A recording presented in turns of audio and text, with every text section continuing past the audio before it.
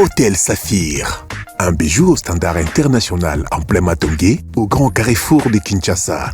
Plusieurs catégories de chambres, bureaux et appartements climatisés avec Wi-Fi et TV n'a faux prix. Petit déjeuner y compris dans son restaurant aux spécialités variées avec réduction de prix pour naba client Oyuba Fandina Hotel.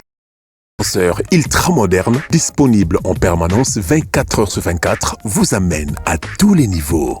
Yaboina Matongé et Zalaté. Notre adresse A4 Ikelemba, quartier Matongé, commune des Kalam. Téléphone 084 710 99 99 081 600 8000. Hôtel Saphir, beau cadre, bel emplacement, bon prix et beaucoup d'avantages.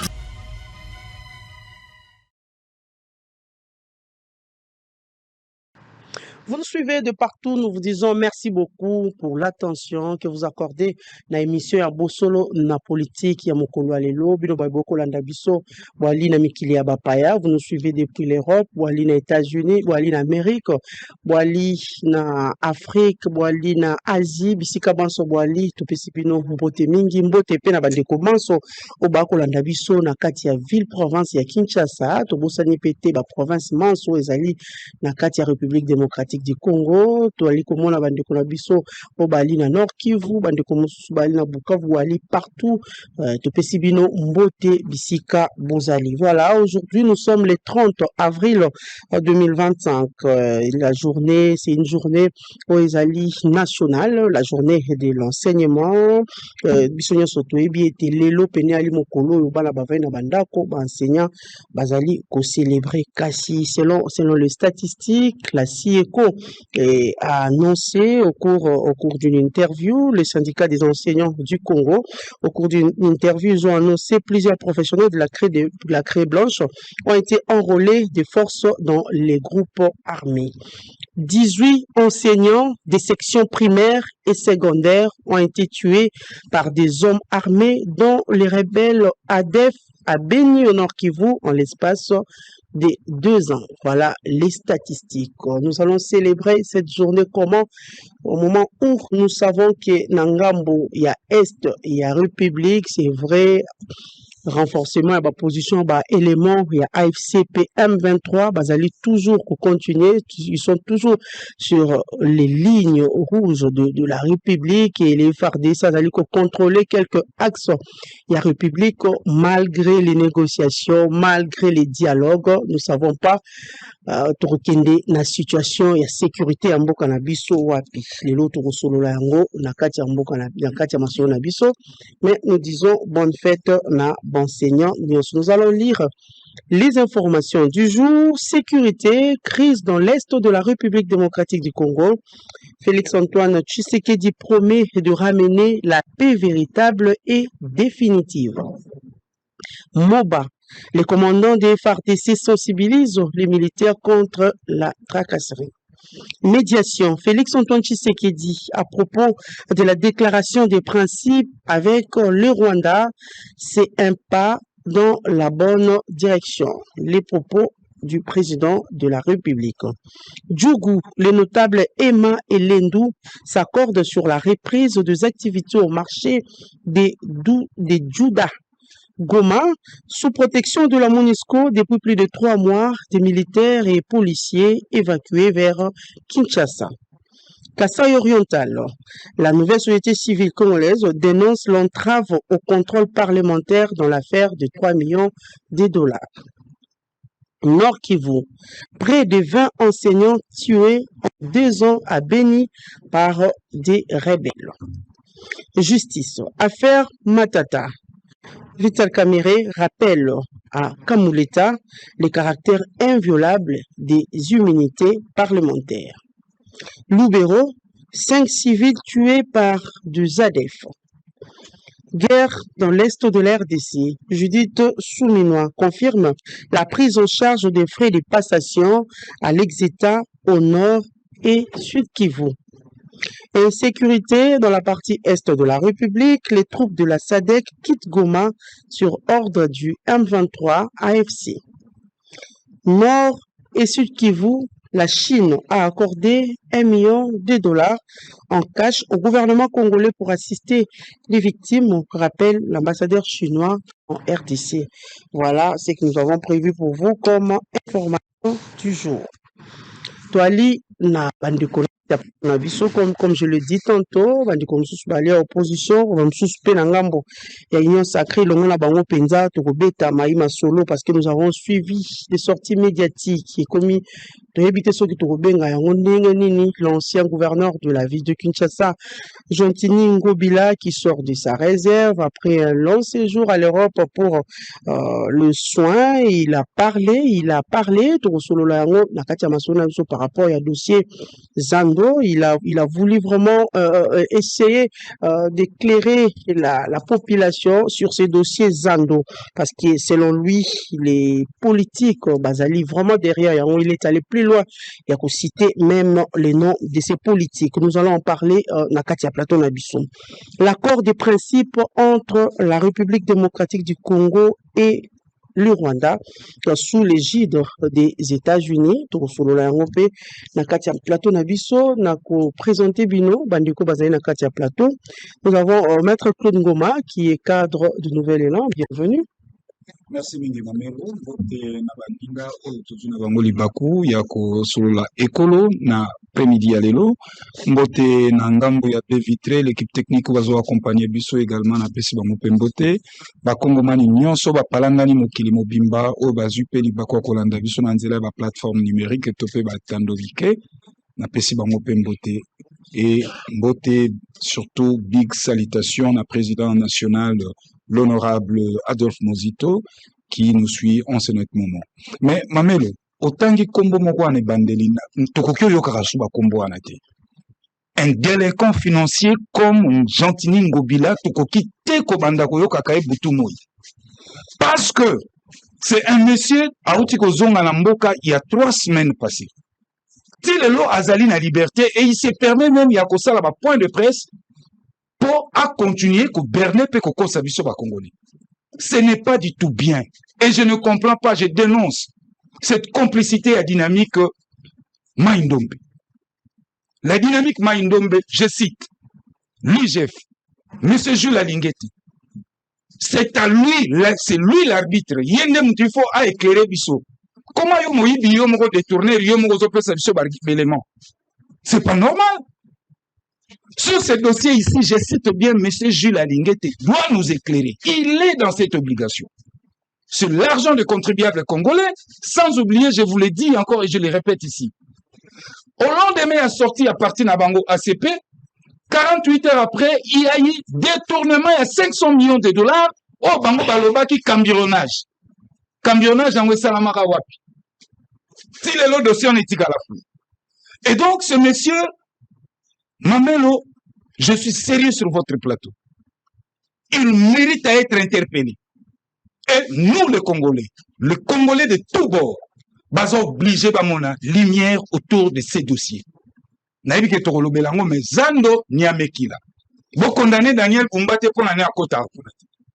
Bon, Kota kuna kolata beir. Je pense que j'ai dit. Ah, merci beaucoup. Nous avons tous qui est Ngobila, c'est l'ancien gouverneur de la ville de Kinshasa. Donc, il reste dans l'histoire. La thématique est soulevée parce qu'il a eu le temps de défendre la reconstruction controversée du grand marché Zando. De l'autre côté, nous avons Patrick Lokala, journaliste indépendant. Bienvenue, Patrick. Merci beaucoup, Manelo. Bonjour, comment passe, hein? Aïe, aïe, aïe, aïe, aïe.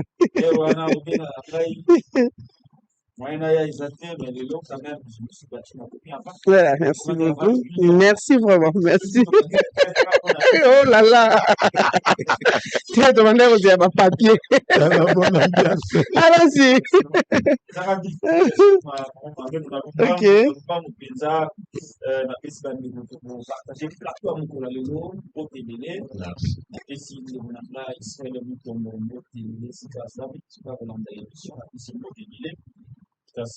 Dans les cadres et je voudrais ici revenir dans les breaking news qu'on a le ministre des Finances, Boubou Fouamba, Dikoubé, football, se trouve aux États-Unis d'Amérique. Et c'est un département d'État américain pour pouvoir présenter mandat américain les quelques progrès réalisés dans le cadre de la finance publique en République démocratique du Congo pour pouvoir attirer davantage les investisseurs américains pour créer une entreprise dans l'école de la mission. Il va trouver ça. Évoluons, s'il vous plaît. Nous devons évoluer, Patrick Lokala. Oui. Très bien. Voilà, je disais, Maman Mamelo, que dans le cadre des Breaking News, le ministre des Finances, Loufouabali Koundé Ligotaï Le Pakebo, se trouve dans le Mboka États-Unis d'Amérique et Sikawapi, à Kutanakina, département d'État, pour nous consoler sur les quelques avancées et progrès réalisés dans le cadre de Mami Matali les finances publiques dans le École Nabiso, pour pouvoir attirer davantage les investisseurs américains na École Nabiso, na tina te bacha, entreprise na bango, et créer emploi, Congolais va profiter. Et donc, il a été présenté à nos partenaires désormais américains, projet local, le projet d'adoption, l'adoption du projet de loi portant création à tribunal pénal économique et financier, au bengi parquet financier na kati ya École Nabiso, réforme qui présenté dans le cadre de patrimoine, rebite, yamote, au banda ko gérer, biloko écolo, et sengeli patrimoine oyebana. Ça permet au pouvoir public et la justice à voyer que kotaki na misolo boni na biloko boni na biloko boni moi traçabilité on est ça la malamu et c'est parmi les exigences ya ba partenaires au niveau international à présenter qui bango pe l'opérationnalisation du comité national de mise en œuvre des sanctions ciblées na mambi matali lutte contre la corruption parce que yebi soki na ekolo lutte contre la corruption, zalité, climat, affaires, et baka, et bengana kabato, bazana bisolo, o bakikoya, kocha ba société na bango pe faire profiter, ba richesse na bango au Congolais. Donc, c'est ce jour, il y a ministre Likunde, Libotaï de Oufamba na kati ya États-Unis, nous sera profitable, surtout dans les partenariats autozo kende, na bakor autogol belango, autogo sala entre le Rwanda et le Congo, et principalement bakor au précédent qui, entre le Congo et les États-Unis d'Amérique sur le minerai, il y a les à mon ami Balé. Je voudrais calmer un peu de Claude Ngoma, qui visiblement. Non, Ngoma tolérance, on est encore au début, s'il vous plaît. Ngoma. C'est d'ailleurs les sujets thématiques autour de notre émission, s'il vous plaît. Émission, il y a des responsables. Il y a une agitation. Évoluons localement. S'il vous plaît, mais s'il faut qu'on ait dans la thématique, on va fonctionner comment? S'il vous plaît. Lucas, vous avez la parole. Non, mais qu'il retire d'abord. S'il vous plaît, s'il vous plaît. Responsable. Soyez élégant. Vous êtes parents, les gens vous suivent précisément, les familles, les enfants, donc nous devons vraiment montrer cet auteur na débat, s'il vous plaît. Vous pouvez continuer. Évoluons. On a lobby, tout ça là, émission, irresponsable, bakolanda. La pensée est circulée. Bakolanda. Écrivez-moi. Nous tous, nous savons que nous sommes responsables sur ce plateau. S'il vous plaît. Nous sommes encore au début. La pensée a déjà circulé. Allons-y. Hostilité funga. Allons-y. Débat. C'est une musique à Wenge. C'est débat. Évoluons. C'est un débat politique. Évoluons. C'est l'essence de la responsabilité dans un débat républicain. Yo lobby a mobilisation sur des délinquants financiers. Moi, là, s'agit qui? Ce soit conséquent, que aussi, débat qui contredire, soit illégaux. Et puis, c'est irresponsable, on t'a le baillot quartier. C'est irresponsable. Si on a le bango directement, bon, c'est irresponsable, on t'a le baillot au quartier. On est tolérance, moment. Dans un cadre, il y a bateau irresponsable. Il y a un cadre responsable, il y a bateau irresponsable. Ce que mon toit le baillot landi au comique, ata komambia kokoma akoloba esepeli si yo te koma yango ntango okoma tu na yo ya kozwa maloba okocontredire. C'est ça, c'est ça, c'est ce que j'appelle responsabilité. Super local. Je voudrais rapidement koyebisa na ndeko Ngoma boye que IGF a géré ville ya Kinshasa te. S'il ne faudrait pas kozwa Argentine Ngobila na gestion na ye oyo tokolobela oye kolakisa na mokili on dirait IGF aza na part de responsabilité na gestion ya Argentine Ngobila Mbaka. Pe oyebi ozali intellectuel en plus juriste de sur quoi oyebi comment IGF en fonctionne. Comment IGF a se déployer sur le terrain pour mener ses missions. Alors, sur base ya éléments nini, objectivement parlant, Yori Koloba, oui, peut impliquer IGF dans la gestion ya Ngobila. Comme si l'IGF était partie prenante dans la gestion ya Ngobila. C'est justement ça. Makambo, il faut te décourager à la télé. Mouto ya kozo asali, assemblage disparate ya ba amalgame, tout simplement parce qu'il veut se faire une santé médiatique, une santé politique. Dites-nous que la gestion en Ngobila, IGF a telle part de responsabilité. Si Ngobila a échoué ou il a réussi, c'est à cause ou grâce à IGF. Non. IGF a contrôler Oyebi Yangope. Oyebi pe comment IGF a kendara pour ça la mission na terrain. Alors, lorsque vous voulez parler de Ngobila, sa gestion à la ville de Kinshasa, projet à ça qui Kimbo Peto Zando, tout ça, gestion financière naïe, vous n'avez pas à impliquer l'IGF. Est-ce qu'il y a une mission à IGF à ça qui n'a la ville de Kinshasa qui n'a pas abouti? Est-ce qu'il y a une mission il y a IGF à ça qui a battu l'Argentine? C'est là le débat. Voilà. Merci beaucoup. Qui n'a battu tout le IGF à ça n'a part de responsabilité dans la gestion en Ngobila. Et là, on a boy. Ils ont amalgame à ma casse. Il faut décourager, surtout dans les chefs. Il y a Motoyo, Naebi, Aza juriste. Voilà. Merci beaucoup. C'est vraiment triste. Merci local. Je ne tolère pas ce genre de choses, surtout que je suis de retour à la télé. Voilà. Merci beaucoup. Voilà. Merci beaucoup. Hein, merci. Tout appelle Walamboka Prince Kinana, qui est président du mouvement de nationalistes divergents. Bienvenue, Prince. Merci beaucoup, Mamelo, pour l'invitation. Mbote na yo, mbote na bandeko bali na technique. Mais vous permettez de appeler ça mbote na baïbali na est du Congo, baïba qu'on vivre sous atrocité rwandaise, puis ba panté ba marionnette ya ba F1 PFC, na kosinga na bandeko baïba ko dans la kimia pour tout ça la débat ya malamu. Mais le 30 avril, je suis enseignant de carrière. Tu connais pas qu'on penser la bandeko to kabolaka na bango métier wana, c'est métier très noble, mais aussi nali ko compatir na ba enseignants surtout ya Kasai na Demba. Les enseignants de Kasai na Demba, bafuta mimbongo oyo yali destiné na incinération. Bambongo ya salité, bambongo ya katana. Il y a des vidéos circulées dans les réseaux sociaux et qu'on peut ça Sony.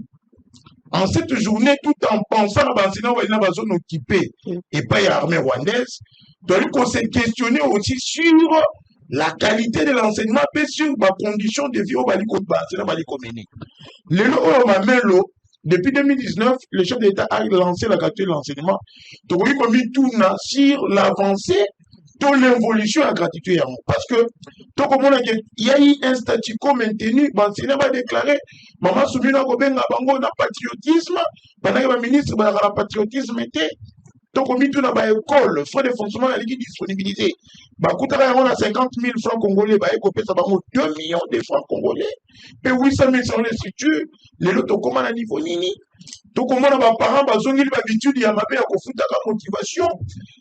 Quelle chanson les sous de l'opposition peut pas congomani en ce qui concerne la gratuité. Un secteur qui a régressé au vu aussi de tout le monde, pendant qu'il y avait un Congolais, à Lisolo, sans enfants congolais. Attends, mon Solomon va dire que ça a été. Mais bon, on a vu un diffamateur légendaire de Boka Piamba commenter ma photo sur ma valise sur Photoshop pour dire que Ndeko Willy Bakonga va détourner mon solo. Willy Bakonga a été arrêté, extradé, jugé pour blanchiment des capitaux, mais il le local n'est jamais rentré pour venir laver l'image de ces Congolais. Bakonga est parti. Mais quid aussi la gratuité de l'enseignement? Bakonga qui vous avez traité de voleur a organisé les épreuves certificatives.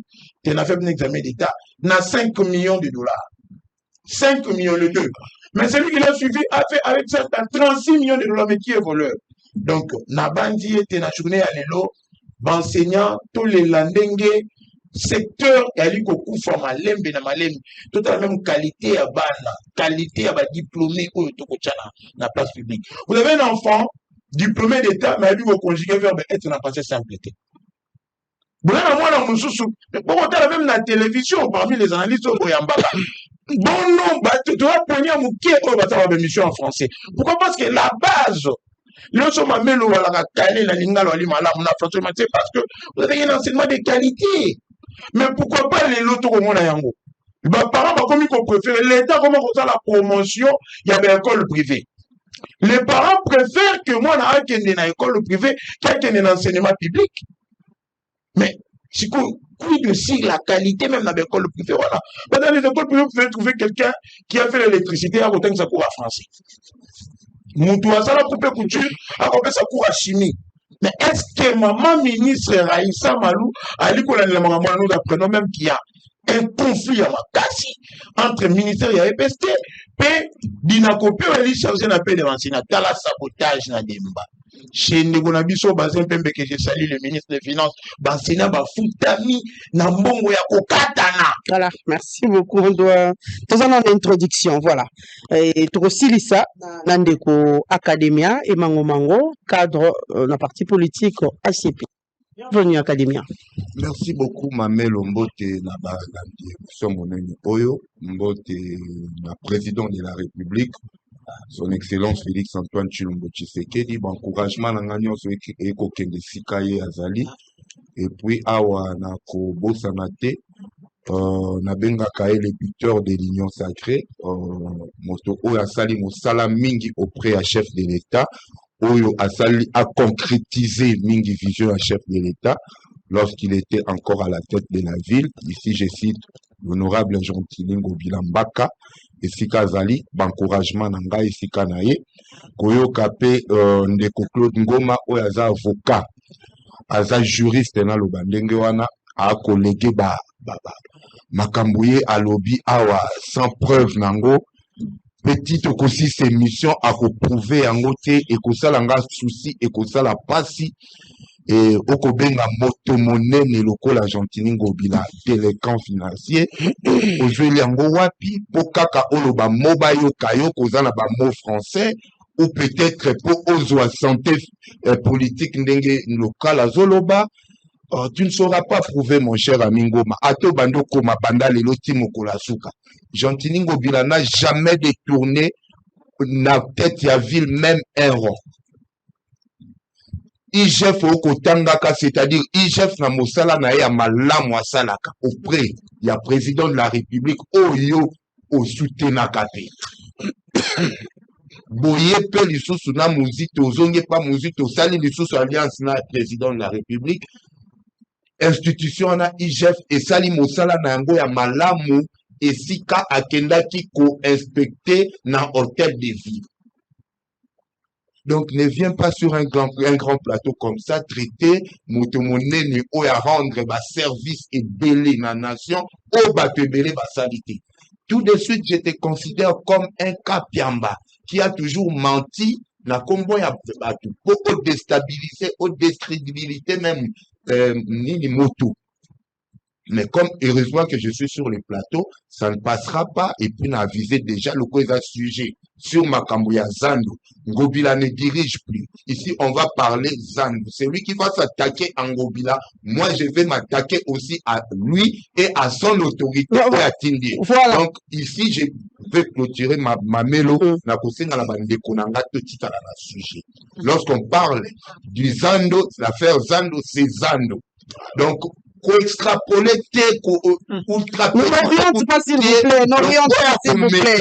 S'il vous plaît.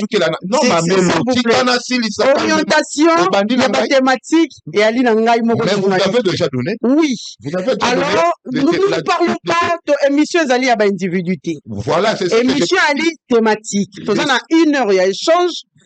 ezali ya débat ainsi que ya analyse même ma proposition Mais déjà, votre invité a banni ma paix. donc toi na ba attaque personnelle. Voilà, merci s'il beaucoup vous pour plaît, cette s'il vous plaît. précision, mais déjà, Claude Ngoma a banni ma paix, a traité Ngobila délinquant financier. Mais il n'aura aucune preuve pour l'éprouver. Voilà, merci donc, beaucoup. Le loi terrain, on a parce que je suis sur place. Voilà, merci beaucoup.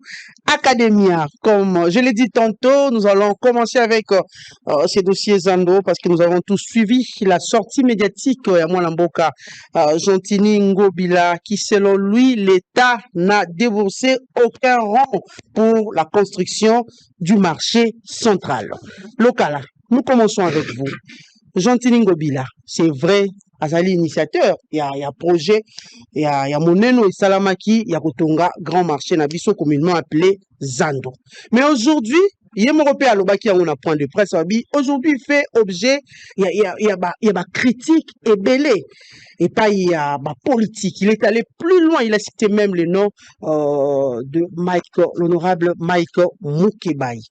Moi, Namboka, pourquoi pas lelo batoba zela plutôt mosala oyo Ngobila Tikaki Bumba Daniel qui est le gouverneur actuel aya ko parachever mosala wana au lieu que nangonga oyo parce que nous avons besoin que ville ya Kinshasa a redoré image d'antan na yo banyoso ba kozela na Zando na babalabala bisika banso de to komona gouverneur Bumba azali ko démolir surtout na Kitambo les gens nous allons voir d'ailleurs les images la technique va nous proposer bato ba kolela Ngobila pe atika ka lisolo wana me bato balobaka Ngobila ali mabe a ko buka pona nini lelo to moni Bumba yepe ko continuer œuvre wana.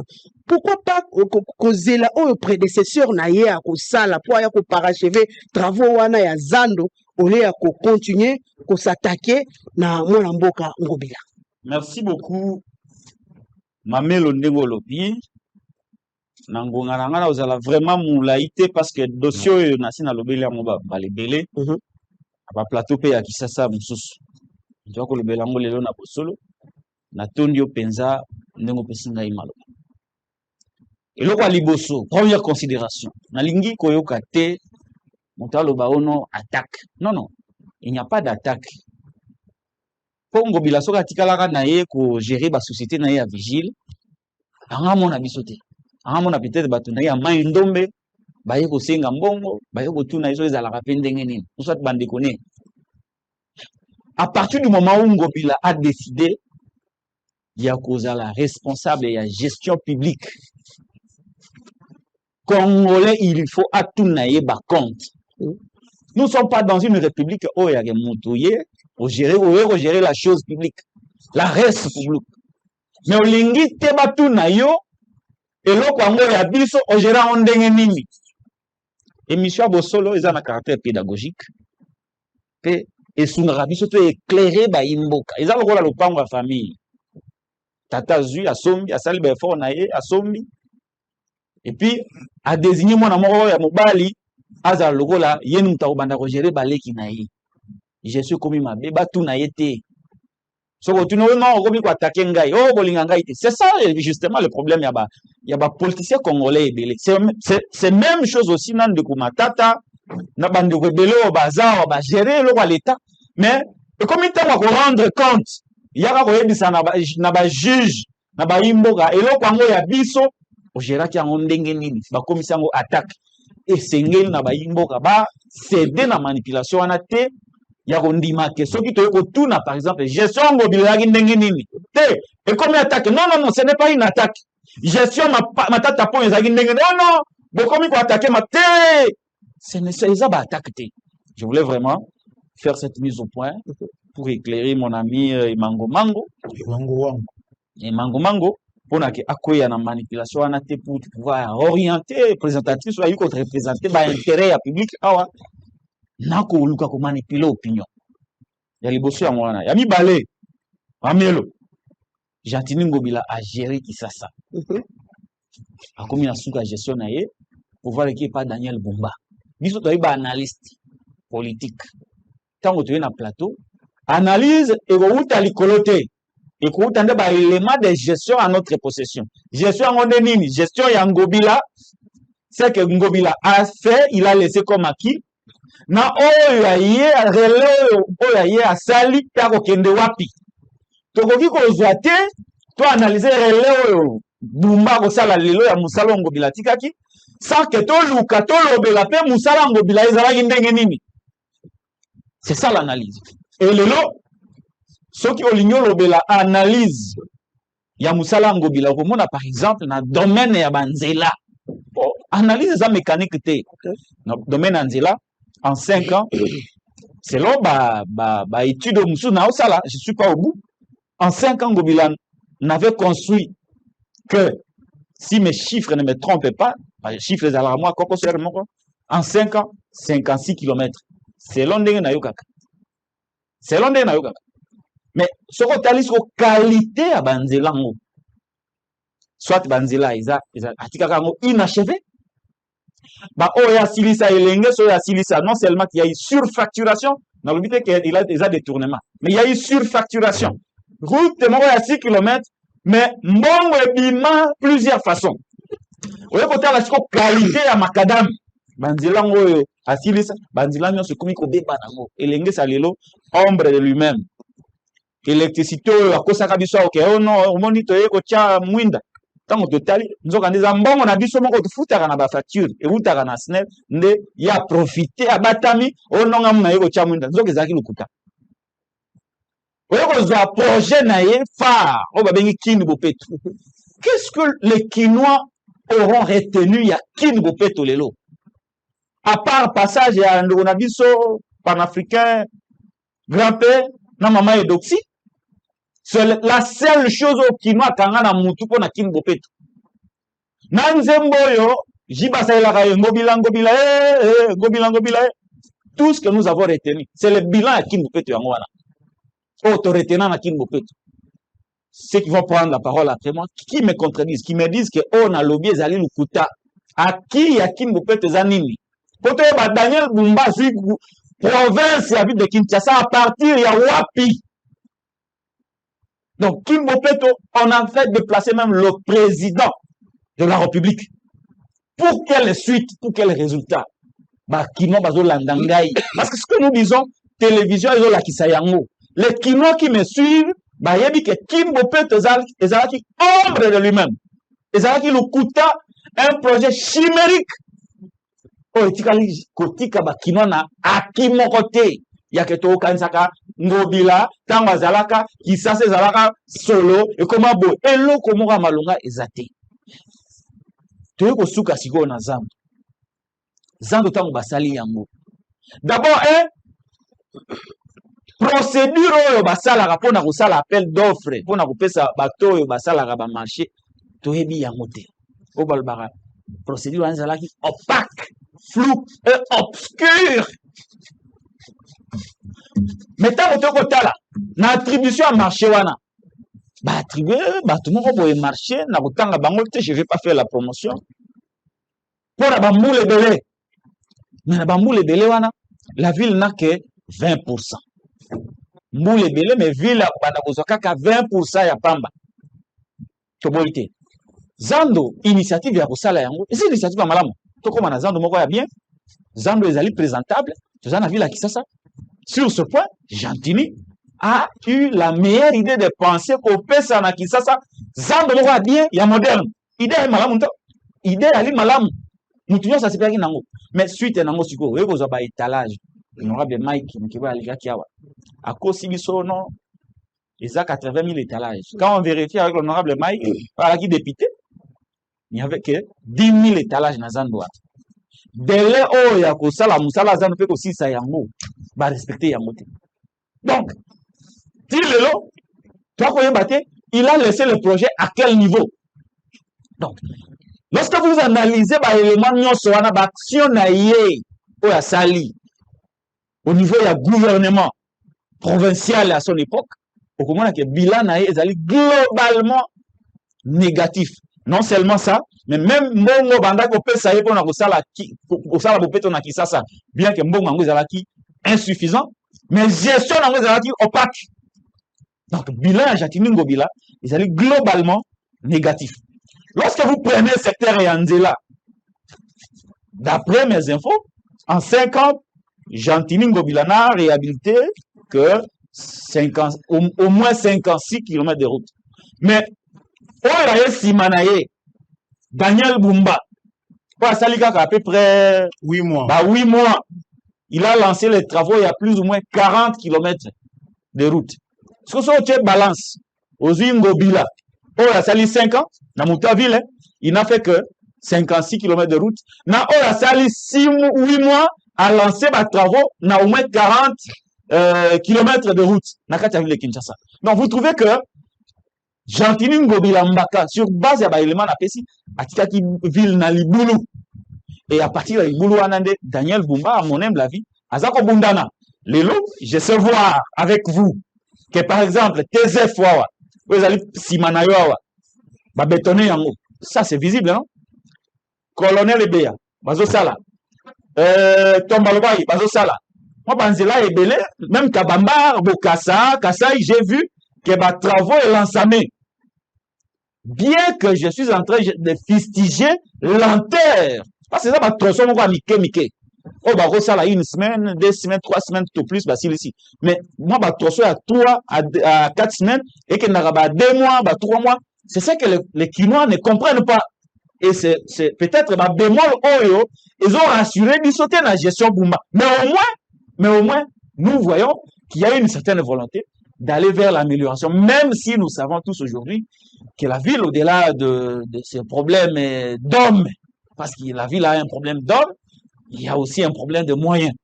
Un problème de moyens, mais aussi un problème de nyongo. Nyongo accumulé, nyongo ya Kimbuta, Ngobila, surtout Ngobila.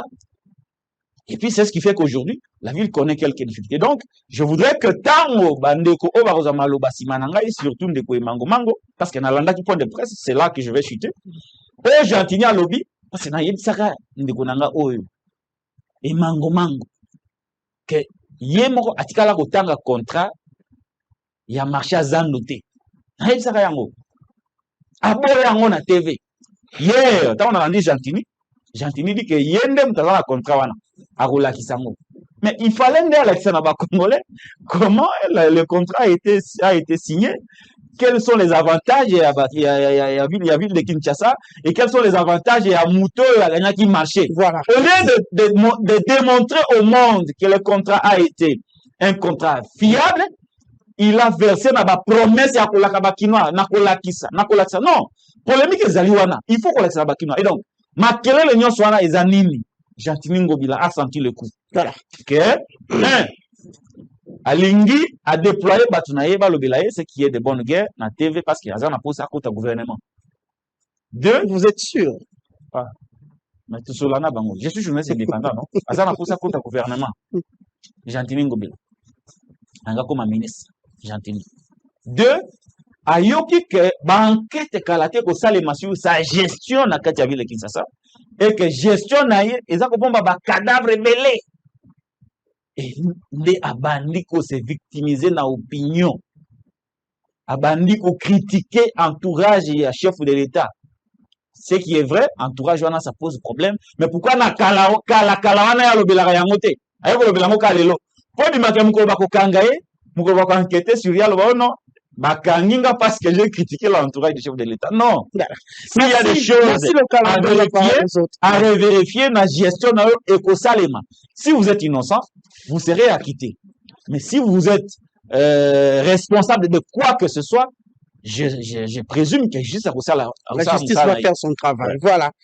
Academia, nous passons directement à Painayo. Comme il s'agit